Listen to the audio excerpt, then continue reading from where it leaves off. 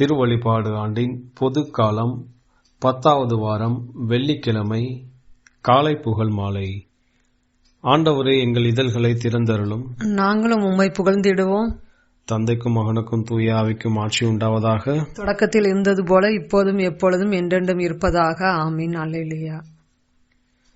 அழைப்பு பல்லவியும் அழைப்பு திருப்பாடலும். ஆண்டவர் நல்லவர், அவர் பெயரை போற்றுங்கள். ஆண்டவர் நல்லவர், அவர் பெயரை போற்றுங்கள். வாருங்கள், ஆண்டவரை புகழ்ந்து பாடுங்கள். நமது மீட்பின் பாறையை போற்றி ஆர்ப்பரியுங்கள். அவர் திருமுன் நன்றியுடன் செல்வோம். புகழ் பாக்களால் அவரை போற்றி அகமகிழ்வோம். ஏனெனில் ஆண்டவர் மாண்புமிகு இறைவன், அனைத்து தெய்வங்களுக்கும் அனைத்திற்கும் மேலான பேரரசர். பூவுலகின் ஆழ்பகுதிகள் அவர்தம் கையில் உள்ளன. மலைகளின் கொடுமுடிகளும் அவருக்கே உரியன. கடலும் அவருடையதே, அவரே அதை படைத்தார். உலர்ந்த தரையையும் அவர் கைகளே உருவாக்கின. வாருங்கள், தாழ்பணிந்து அவரை தொழுவோம். நம்மை உருவாக்கிய ஆண்டவர் முன் முழந்தாளிடுவோம். அவரே நம் கடவுள், நாமோ அவரது மேய்ச்சலின் மக்கள். நாம் அவர் பேணி காக்கும் ஆடுகள். இன்று நீங்கள் அவரது குரலுக்கு செவி கொடுத்தால் எத்துணை நலம். அன்று மெரிபாவிலும் பாலை நிலத்தில் மாசாவிலும் செய்தது போல் உங்கள் இதயத்தை கடினப்படுத்திக் கொள்ளாதீர்கள். அங்கே உங்கள் மூதாதையர் என்னை சோதித்தனர். என் செயல்களை கண்டிருந்தும் என்னை சோதித்து பார்த்தனர். 40 ஆண்டளவாய் அந்த தலைமுறை எனக்கு வெறுப்பூட்டியதால் நான் உரைத்தது, அவர்கள் உறுதியற்ற உள்ளம் கொண்ட மக்கள், என் வழிகளை அறியாதவர்கள். எனவே நான் சினமுற்று, நான் அளிக்கும் இளைப்பாற்றியின் நாட்டிற்குள் நுழையவே மாட்டார்கள் என்று ஆணையிட்டு கூறினேன். தந்தைக்கும் மகனுக்கும் தூய ஆவிக்கும் ஆட்சி உண்டாவதாக. தொடக்கத்தில் இருந்தது போல இப்போதும் எப்பொழுதும் என்றென்றும் இருப்பதாக. ஆமீன். ஆண்டவர் நல்லவர், அவர் பெயரை போற்றுங்கள். ஆண்டவர் நல்லவர், அவர் பெயரை போற்றுங்கள். பாசுரம். விண்ணின் விளக்கே, ஒளியின் ஊற்றே, மண்ணை காக்கும் மாண்புறு இறைவா, பனி பொழிந்து உலகின் தரையை நனைக்க இன்னொரு நாள் பிறந்தது இறைவனை துதிக்க. இருள் அகல்கின்றது, பகல் ஒளிர்கின்றது. அருள் பொழி கிறிஸ்துவும் ஒளி தருகின்றார். அவரே நமக்கு ஒளியாவார்.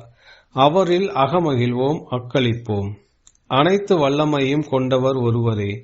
நினைக்க இயலா மூவொரு இறைவா, ஒளி தரும் உமக்கு ஓங்குக மாட்சிமை.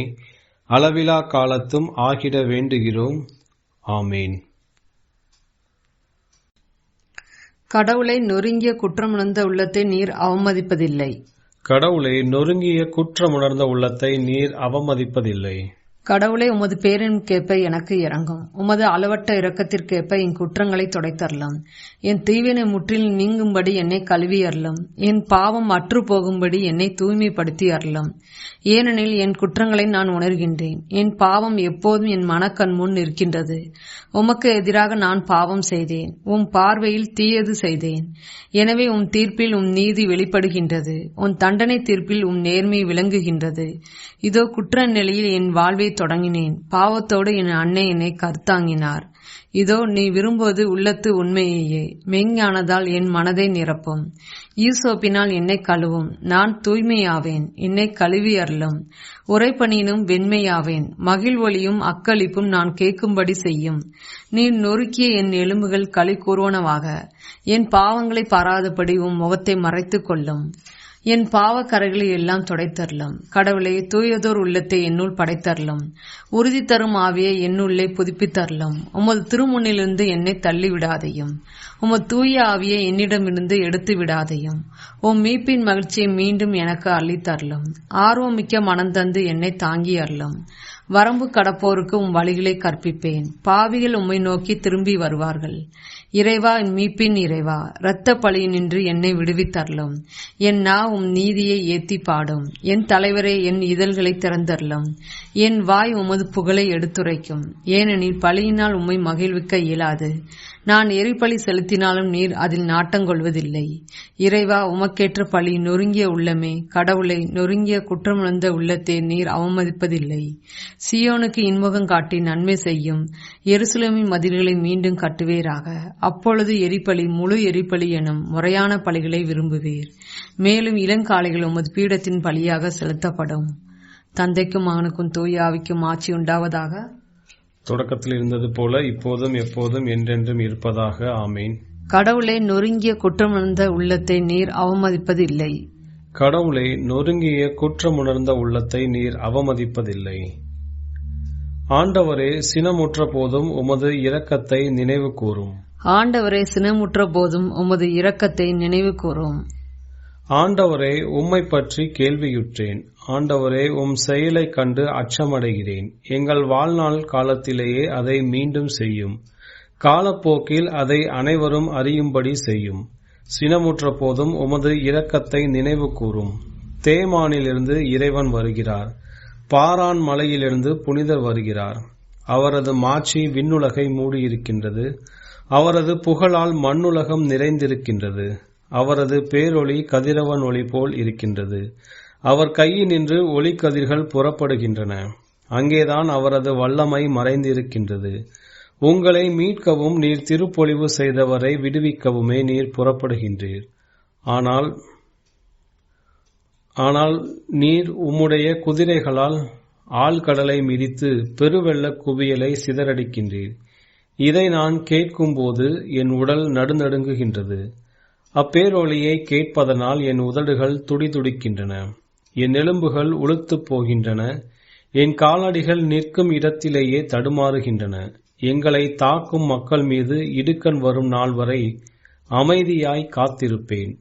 அத்திமரம் துளிர்த்து அரும்பாமல் போயினும், திராட்சை கொடிகள் கனி தராவிடினும், ஒலிவ மரங்கள் பயனற்று போயினும், வயல்வெளிகளில் தானியம் விளையாவிடினும், கிடையில் ஆடுகள் யாவும் அழிந்து போயினும், தொழுவங்களில் மாடுகள் இல்லாது போயினும், நான் ஆண்டவரில் களி கூர்வேன்.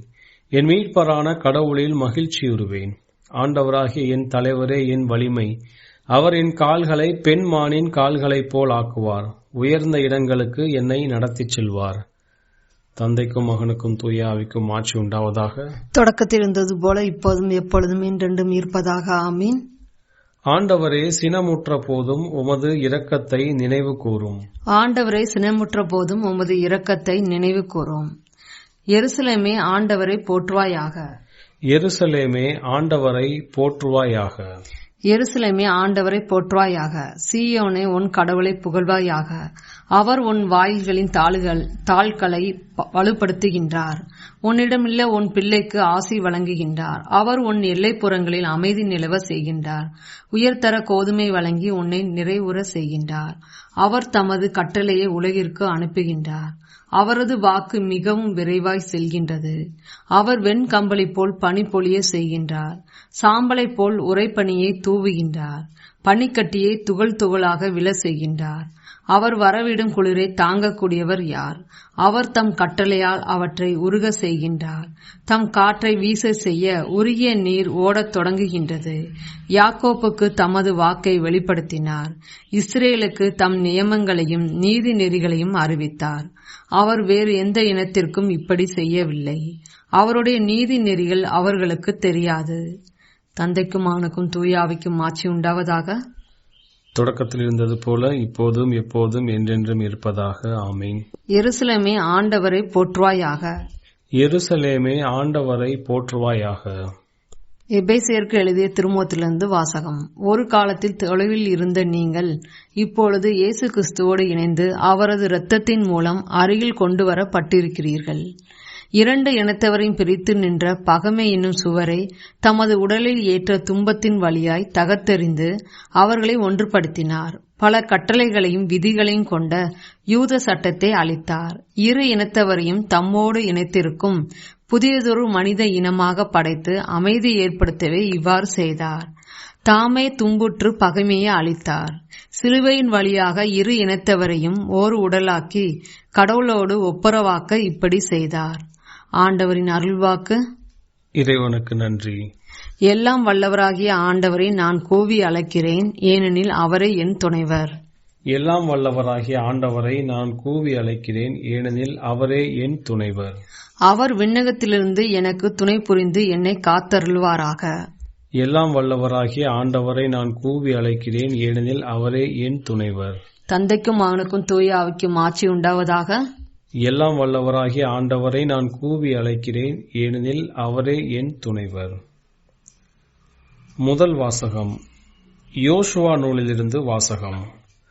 யோசுவா ஆயியை கைப்பற்றி அழித்தார் என்றும், எரிகோவிற்கும் அதன் மன்னனுக்கும் செய்தது போல ஆயிக்கும் அதன் மன்னனுக்கும் செய்தார் என்றும், கிபெயோன் குடிமக்கள் இஸ்ரேலுடன் சமாதானம் செய்து கொண்டு அவர்களிடையே வாழ்கின்றார்கள் என்றும் எருசலேமின் மன்னன் அதோனிசேதேக்கு கேள்விப்பட்டான். அவன் மிகவும் அச்சமுற்றான். ஏனெனில் பெருநகரான கிபெயோன் அரச நகர்களில் ஒன்றாகவும் ஆயியை விட பெரிய நகராகவும் அதன் மக்கள் அனைவரும் வலிமை மிக்கவர்களாகவும் இருந்ததும் அது சமாதானம் செய்து கொண்டது. எபிரோன் மன்னன் ஓகாம், யார்முத்து மன்னன் பிராம், இலாகிசு மன்னன் யாப்பியா, எக்லோன் மன்னன் தெபீர் ஆகியோருக்கு எருசலேம் மன்னன் அதோனிசேதேக்கு, எனக்கு உதவி செய்ய வாருங்கள், நாம் கிபெயோனை தாக்குவோம், ஏனெனில் அது யோசுவாவுடனும் இஸ்ரேல் மக்களுடனும் சமாதானம் செய்து கொண்டுள்ளது என்று சொல்லி அனுப்பினான். அவ்வாறே எமோரிய இனத்தை சார்ந்த எருசலேம், எபிரோன், யார்முத்து, இலாகிசு, எக்லோன் ஆகியவற்றின் 5 மன்னர்களும் ஒன்று கூடி அவர்கள் படைகளுடன் சென்றார்கள். கிபெயோனுக்கு எதிரில் பாளையம் இறங்கி அதன் மீது போர் தொடுத்தார்கள். கிபெயோன் மக்கள் கில்காவில் பாளையம் இறங்கியிருந்த யோசுவாவுக்கு சொல்லி அனுப்பிய போது, உம் பணியாளர்களை கைவிடாதீர், விரைந்து வந்து எங்களை காப்பாற்றும், எங்களுக்கு உதவி செய்யும், ஏனெனில் மலைப்பகுதியில் வாழும் எல்லா எமோரிய மன்னர்களும் எங்களை எதிர்க்க ஒன்று கூடியுள்ளனர். எனவே கில்காலிலிருந்து யோசுவாவும் போர் வீரர்கள் அனைவருடனும் வலிமை மிக்க வீரர்களுடனும் புறப்பட்டு சென்றார். ஆண்டவர் யோசுவாவிடம், அவர்கள் முன் அஞ்சாதே, ஏனெனில் அவர்களை உன் கையில் ஒப்படைத்துள்ளேன், அவர்களில் ஒருவனும் உன்னை எதிர்த்து நிற்க மாட்டான் என்றார். யோசுவா கில்காலிலிருந்து இரவு முழுவதும் பயணம் செய்து அவர்களை நோக்கி திடீரென வந்தார். ஆண்டவர் இஸ்ரேல் முன் எமோரியரை துன்புறுத்தினார். கிபெயோனில் அவர்களை வன்மையாக தாக்கி தோல்வியுற செய்தார். அவர் அவர்களை பெத்கோராவின் மேட்டு வழியே அசேக்கா மக்கேதா வரை துரத்தி தாக்கினார். அவர்கள் இஸ்ரேலரிடமிருந்து பெத்கோரோனுக்கு தப்பி ஓடுகையில் ஆண்டவர் அவர்கள் மீது அசேக்கா வரை பெரும் கற்களை வானத்திலிருந்து பொழிந்தார். இஸ்ரேலின் வாளால் கொல்லப்பட்டவர்களை விட கல்மழையால் இறந்தவர்கள் அதிகம். கடவுள் எமோரியரை இஸ்ரேலர் கையில் ஒப்படைத்ததை அன்று யோசுவா ஆண்டவரிடம் பேசினார். அவர் இஸ்ரேலர் கண்முன், கதிரவனே கிபெயோனில் நில், நிலவே ஐயலோன் பள்ளத்தாக்கில் நில் என்றார். அவர்கள் தம் எதிரியின் மீது வஞ்சம் தீர்க்கும் வரை கதிரவனும் நிலவும் அசையாது நின்றன. இது யாசாரின் நூலில் எழுதப்படவில்லையா? கதிரவன் நடுவானில் நின்றது, ஒரு நாள் முழுவதும் அது இறங்குவதற்கு விரையவில்லை. ஆண்டவர் மனித குரலை கேட்டு இஸ்ரேலுக்காக போரிட்ட அந்நாளை போன்று அதற்கு முன்னும் பின்னும் இருந்ததில்லை. தம் ஊழியர் மோசேக்கு ஆண்டவர் கட்டளையிட்டபடி மோசே யோசுவாவுக்கு கட்டளையிருந்தார். யோசுவா அதன்படியே செய்தார். ஆண்டவர் மோசேக்கு கட்டளையிட்டவை அனைத்திலும் யோசுவா ஒன்றையும் விட்டுவிடவில்லை. யோசுவா இந்த எல்லா நாடுகளையும், மலைகளையும், நெகேபு அனைத்தையும், கோசேன் நாடு முழுவதையும், சமவெளி பகுதிகளையும், அராபாவையும், இஸ்ரேல் மலைகளையும், அதன் சமவெளி பகுதிகளையும் கைப்பற்றினார். ஆலாக்கு மலையிலிருந்து சேயீர் வரை உயர்ந்து செல்லும் எர்மோன் மலைக்கு கீழ் லெபனோன் பள்ளத்தாக்கில் உள்ள பாகல் காது வரை இருந்த பகுதிகளை கைப்பற்றி அவற்றின் அரசர்களை பிடித்து வெட்டி கொன்றார். ஆண்டவரின் அருள்வாக்கு. இறைவா, உமக்கு நன்றி. இரண்டாம் வாசகம். சங்கீத புத்தகங்களின் விண்ணப்பம். ஆயரான புனித அம்ப்ரோ சங்கீதங்களை குறித்து அளித்த விளக்கங்கள். இறைவனின் அருளால் மறைநூல் அனைத்தும் நறுமணம் வீசினாலும் சங்கீதங்களின் புத்தகம் ஒரு தனி கவர்ச்சியை கொண்டுள்ளது. இஸ்ராயேலின் முன்னோர்களுடைய வரலாற்றை மோயிசன் உரைநடையில் இயற்றினார். ஆனால் அவர்களது நினைவில் என்றும் நிலைத்திருந்த அற்புதம் செங்கடலை கடத்தல். அத்தருணத்தில் சந்தித்த அவர்களை வழிநடத்திய பின் பார்வோன் மன்னன் அவரது படைகளோடு மூழ்கியதை கண்டதும் இறைவனை புகழ்ந்து அவர் வெற்றி கீதத்தை பாடுகின்றார். அப்போது அவரது ஞானம் ஒரு மேலான நிலைக்கு உயர்ந்து அவரது சக்திகளை கடந்த சாதனையை ஒத்திருந்தது. மோயிசனின் தங்கையான மரியாளும் அவளது மிருதங்கத்தை எடுத்து மற்ற பெண்களை உற்சாகப்படுத்தும் வண்ணம் கூறியதாவதும், ஆண்டவருக்கு நாம் பாடுவோம், ஏனெனில் அவர் மாட்சிமையோடு வெற்றியில் சிறந்தார், வீரனையும் குதிரையையும் கடலில் வீழ்த்தினார். சங்கீதங்களின் புத்தகத்தில் அனைவருக்கும் ஆதாயம் உள்ளது. நமது மீட்பிற்கான குணப்படுத்தும் வல்லமை உள்ளது. வரலாற்றிலிருந்து அறிவுரையும், சட்டத்திலிருந்து படிப்பினையையும், இறைவாக்கிலிருந்து முன்னறிவிப்பும், சாபனையிலிருந்து திருத்துதலும், அறப்போதனையிலிருந்து அறிவுறுத்துதலும் ஏற்படுகின்றது. தங்களது தனிப்பட்ட தோல்விகளுக்கு தீர்வை அதை வாசிப்போர் அனைவரும் காண்பர். ஆன்மாவிற்கு ஒரு முழுமையான உடற்பயிற்சி கூடத்தையும், அனைத்து புண்ணியங்களுக்கு ஒரு விளையாட்டு அரங்கையும் கண்கள் உடையோர் அனைவரும் கண்டுணர முடியும். ஒவ்வொரு வகையான பயிற்சிக்கும் அவர்கள் ஆயத்தப்பட்டிருப்பர். பரிசு பெறுவதற்கு எந்த வகை சிறந்ததென தீர்மானித்து தேர்ந்தெடுப்பது அவரவர் விருப்பம். கடந்த கால செயல்களை வாசித்து பின்பற்ற நீங்கள் விரும்பினால் ஒரே சங்கீதத்தில் இஸ்ரேலரின் முழு வரலாற்றையும் நீங்கள் காணலாம். ஒரு குறுகிய வாசகத்தின் நினைவிற்கான புதையலை நீங்கள் திரட்டலாம். தர்மத்தின் பிணைப்பில் சுருக்கப்பட்ட சட்டத்தின் வல்லமையை நீங்கள் படிக்க விரும்பினால், தன் அயலானை நேசிக்கிறவன் சட்டத்தை நிறைவேற்றுகின்றான். மக்கள் அனைவரின் அவமானத்தை அகற்ற கோரமான அபாயங்களை தனித்தனியாக சிறந்த அன்பை சங்கீதங்களில் வாசிக்கலாம். வல்லமையின் விளம்பரத்தை விட தர்மத்தின் மகிமை சிறந்தோங்குவதை நீங்கள் காணலாம். இறைவாக்கின் அருளை குறித்து நான் என்ன சொல்வது? மற்றவர்க்கு விடுகதையாக கூறப்பட்டது சங்கீதக்காரனுக்கு மட்டும் வெளிப்படையாகவும் தெளிவாகவும் வாக்களிக்கப்பட்டது. ஆண்டவரின் வார்த்தையின்படி அவரது விதையினின்று ஆண்டவரது இயேசு பிறப்பார்.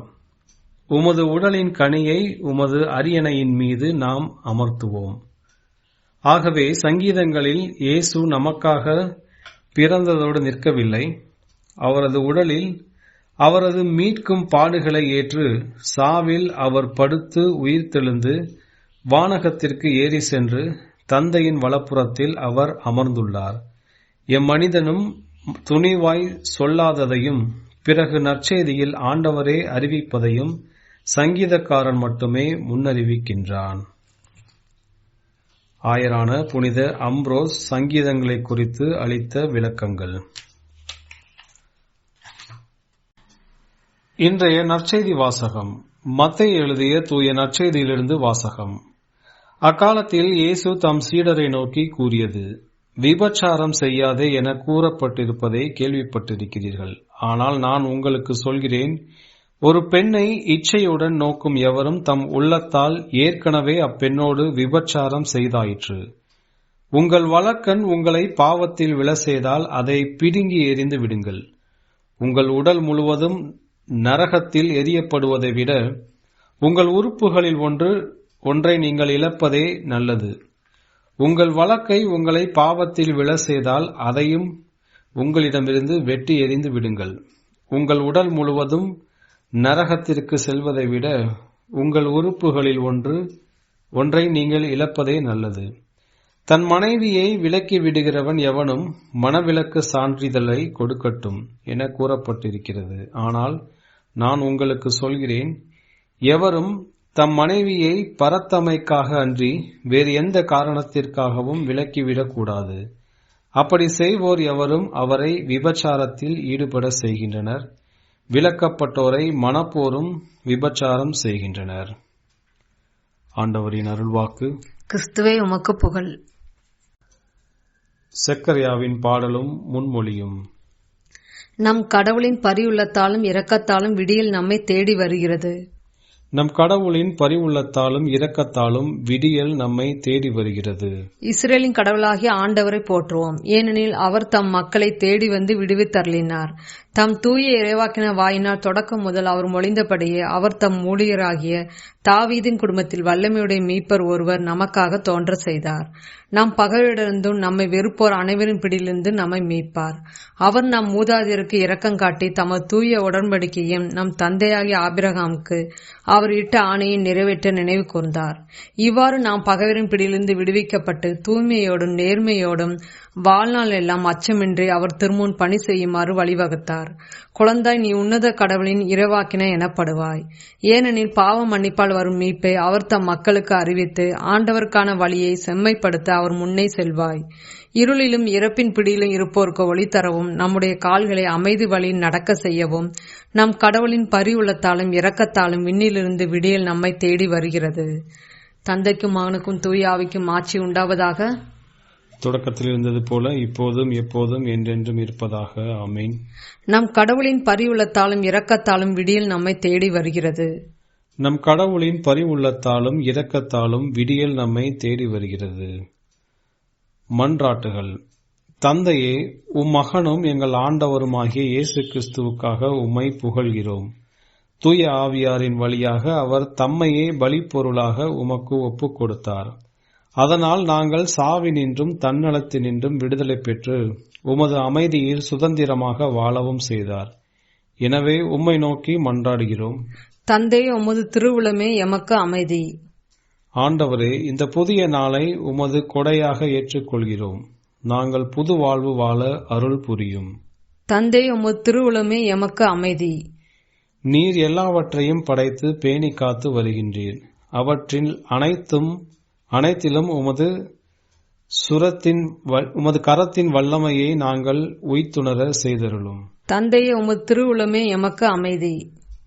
மகன் தம் திரு ரத்தத்தில் புதிய என்றுமுள்ள உடன்படிக்கையை முத்திரையிட்டார்.